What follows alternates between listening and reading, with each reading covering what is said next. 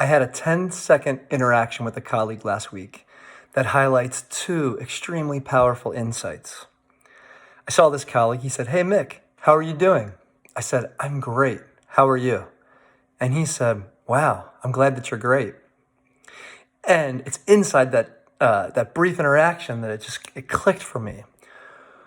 For most of us, we check in with our stories, our current stories about ourselves and our lives to determine how we're doing.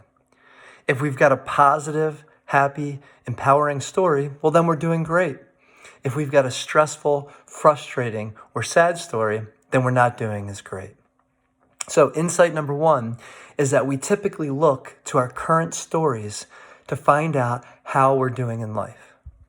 The second insight that I had in this short interaction was that I actually create that I'm great. See, where most of us go if we're not doing great is we think about those circumstances we need to change in our lives so that our story is a better story. And if we change those circumstances and then have a better story about our lives, well, then we're going to feel better about ourselves. However, what's truly liberating and empowering is when we can transform any disempowering story to become an empowering story.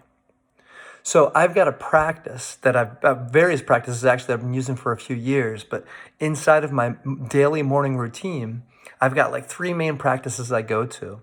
And what that does, it helps me ground my body and clear my mind and gives me a space where I can create who I'm going to be for my day.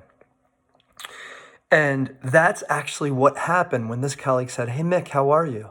I took that moment, reflected on, well, how am I doing? What is that story that's giving me that feeling? I completed that story and created something newly, right? So we don't necessarily have to change our existing stories to experience life newly. What we can do is transform those stories and create something that's empowering right here, right now, without having to change any of our circumstances. So the 2 insights as a review. 1, most of us look to our stories about ourselves to determine how we're doing in the moment.